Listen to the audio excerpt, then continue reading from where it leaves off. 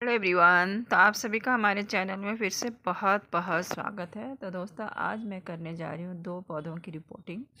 और आप जैसा कि देख ही रहे हैं, पौधा मैं आपके सामने ही रखी हूँ। तो पहला पौधा हमारा है, तो ये है बिगोनिया का, और इसमें बहुत ही खूबसूरत फूल आते हैं। और दोस्तों, ये बहुत नाजुक पौधा होता है। और दूसरा पौधा है क्लांचो का।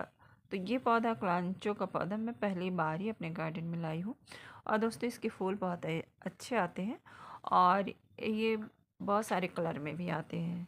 और बहुत जब खिलते हैं तो गुच्छों में इसी तरह खिलते हैं, बहुत ही प्यारे लगते हैं।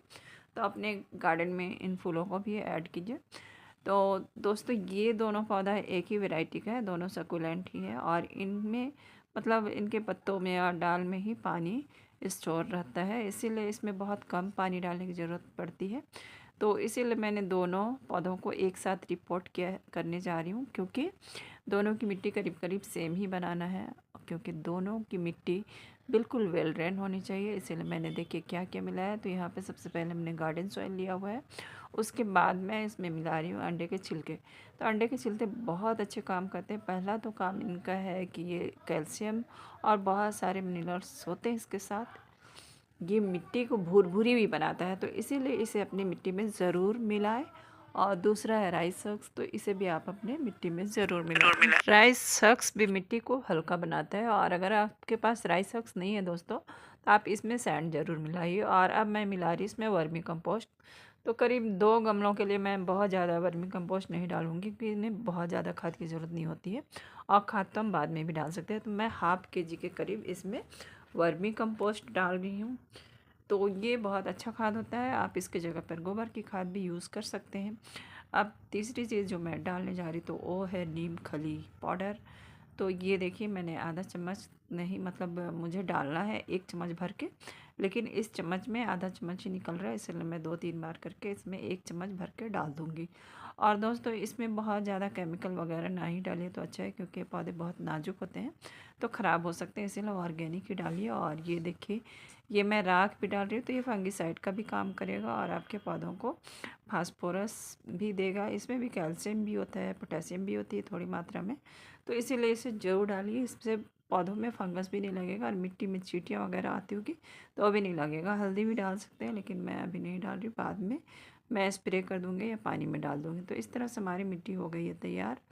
और अब देखिए दोस्तों, हमारे पास 2 गमले हैं जो पुराने गमले थे, और इसमें नीचे ड्रेनेज होल बनाया हुआ है, मतलब इसमें छेद किया हुआ। तो इसमें मैं मिट्टी डाल देती हूँ, और उसके बाद आप लोग से मिलती हूँ। देखिए दोस्तों, हमने मिट्टी सारा मिला लिया है, और अब इसे गमलों में डाल देना है। गमलों में डालने के बाद इसमें हम पौधे लगाएंगे। और दोस्तों, इस पौधे को अच्छे धूप में रखिए, पहला तो ये काम है। और दूसरा चीज़ है कि इसमें बहुत ज़्यादा पौधे में पानी नहीं डालें। बहुत ज़्यादा पानी डालेंगे तो ये पौधा मर सकता है, इसीलिए जब तक ऊपर की मिट्टी 1 इंच तक सूखी ना हो, इसमें पानी नहीं डालना है, और इसे अच्छी तरह से धूप में रखना है। और ज़्यादातर केमिकल का यूज़ नहीं करें तो अच्छा है। मैंने पिछली बार एक पौधे पे, बिगनिया के पौधे पे कुछ केमिकल डाल दिया था, और उसके बाद मेरे पौधे सारे मर गए थे। और ये दोनों परमानेंट पौधे हैं दोस्तों। बिगोनिया का पौधा आपको थोड़ा सा बचाना पड़ेगा, और मैं इसका केयर भी आगे बताऊंगी कि हम इसे कैसे बचा सकते हैं। अभी तो मैं लगा रही हूँ। तो देखिए, इसमें 2 कटिंग लगी हुई थी, मैंने पौधे निकाल लिए हैं। और अब इसे लगाना है, तो मैं दोनों को एक ही साथ लगाऊंगी, क्योंकि ये बहुत दिनों तक नहीं खिलेंगे। जैसे अभी तो देखिए, ये गर्मियों में भी खिलते ही रहते हैं। अब बिगोनिया का पौधा पूरे साल ही आपके गार्डन में रहेंगे, इसीलिए थोड़ा सा इसे बारिश के दिनों में सेव करना है, या इसे बहुत ज़्यादा पानी में नहीं रखना है, नहीं तो ये बिल्कुल ही ख़राब होगा। तो इन बातों का ध्यान दीजिएगा, तो पूरे साल आपके गार्डन में ये रह जाएंगे। और ये क्लांचो का पौधा है, तो इसका भी सेम ही केयर टिप्स है दोस्तों। इसे भी थोड़ा आपको पानी ज़्यादा डालने से बचाना पड़ेगा। और ये पौधा मैं पहली बार लगा रही हूँ, तो आपको बहुत ज़्यादा इसकी जानकारी नहीं दे सकती हूँ, लेकिन जैसे जैसे मुझे जानकारी मिलेगी मैं आप लोगों से शेयर करती रहूँगी। तो चलिए, अब मैं इन पौधों को लगा लेती हूँ। और ये खूबसूरत तो पौधे होते ही हैं दोस्तों, लेकिन ये बहुत अच्छे भी देखते हैं, और बहुत कम केयर, मतलब बहुत कम केयर करना पड़ता है। खाद भी बहुत ज़्यादा डालने की ज़रूरत नहीं होती है। और क्लांचो सर्दियों में ही ज़्यादातर खिलते हैं।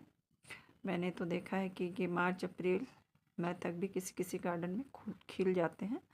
तो अब मैं देखती हूँ मेरे गार्डन में क्या हाल रहता है। लेकिन बिगोनिया मेरे गार्डन में पिछले साल था, तो ये गर्मियों में भी खिल रहे थे और मेरी थोड़ी सी गलती से ये मर चुका था। तो अभी मैं उनका वीडियो भी आप लोग शेयर करूँगी कभी कि इसे कैसे हम बचा सकते हैं।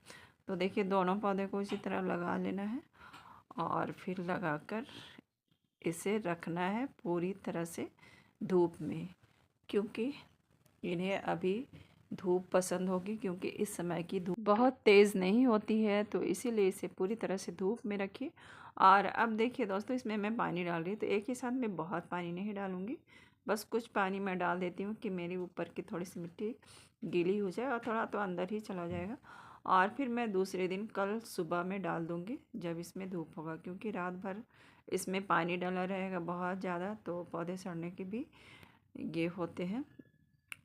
इसीलिए इसमें एक साथ बहुत ज़्यादा पानी नहीं डालें। कल सुबह मैं इसमें अच्छे से पानी डालूँगी और उसके बाद इसे धूप में रख दूँगी, तो जो भी एक्स्ट्रा पानी होगा वो सूख जाएगा। तो इस तरह से देखिए दोस्तों, हमारा दोनों पौधा लग चुका है। तो आपको ये वीडियो कैसा लगा ज़रूर बताइएगा। तो आज के लिए इतना ही, मिलते हैं दूसरी वीडियो में। तब तक के लिए बाय। वीडियो अच्छी लगी होता है लाइक